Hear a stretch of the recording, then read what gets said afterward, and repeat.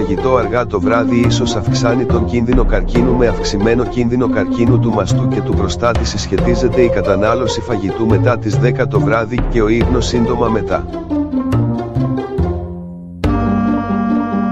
Το φαγητό αργά το βράδυ ίσως σχετίζεται με αυξημένο κίνδυνο για εκδήλωση καρκίνου στο μαστό ή τον προστάτη, σύμφωνα με μία νέα μελέτη. Ο κίνδυνος ίσως αυξάνεται και όταν κάποιος μπαίνει για ύπνο αμέσως μετά το βραδινό φαγητό του. Τα ευρήματα αυτά προέρχονται από μελέτη στην Ισπανία. Οι ερευνητές ανέλυσαν στοιχεία από 621 άνδρες με καρκίνο του προστάτη και 205 γυναίκες με καρκίνο του μαστού. Στη συνέχεια, τα συνέκριναν με στοιχεία από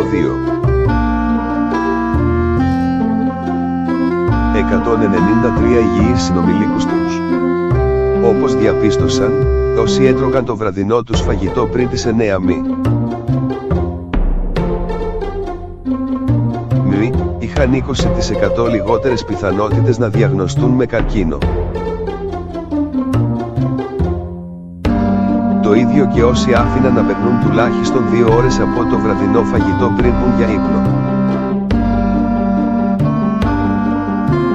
Η επιμέρους μείωση του κινδύνου ήταν 26% για τον καρκίνο του προστάτη και 16% για τον καρκίνο του μαστού. Ωστόσο όσοι έτρωγαν το βραδινό τους μετά τις 10 το βράδυ, είχαν αυξημένο κίνδυνο καρκίνου. Το ίδιο ίσχυε και για όσους έμπαιναν για ύπνο σύντομα μετά το τέλος του βραδινού φαγητού.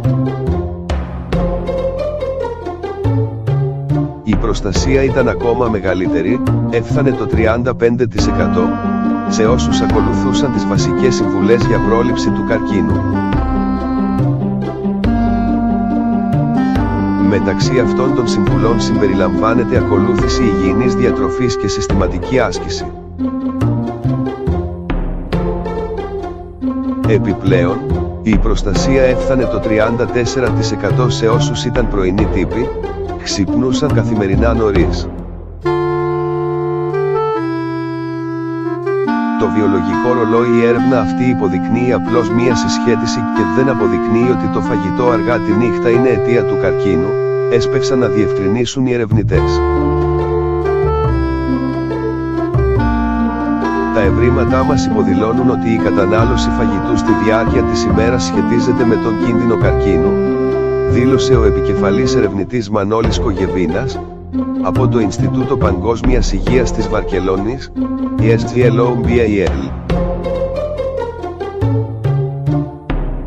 Και συνέχισε, επομένως είναι σημαντικό να συνυπολογίζονται οι κυρκιάδιοι ρυθμοί, βιολογικό ρολόι, στις μελέτες για τη διατροφή και τον καρκίνο.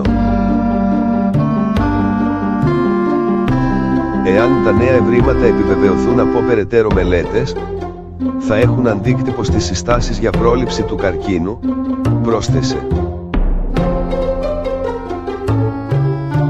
Οι συστάσεις αυτές προς το παρόν δεν λαμβάνουν υπόψη τις ώρες των γευμάτων.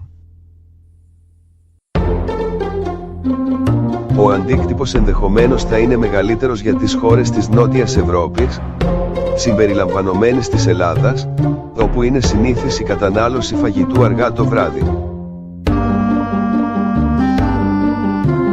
Όλα δείχνουν ότι η ώρα του ύπνου επηρεάζει και την ικανότητα του οργανισμού να μεταβολίζει τη τροφή, σχολίασε η ερευνήτρια Dora Aromaggiura, επίσης από το ISGLOBAL. Αν και έχουν γίνει πολλές μελέτες για τη συσχέτιση διατροφής και καρκίνου, λίγες έχουν εστιαστεί στις ώρες των γευμάτων, τονίζουν οι δύο επιστήμονες. Η νέα μελέτη δημοσιεύεται στην ιατρική επιθεώρηση International Journal of Cancer.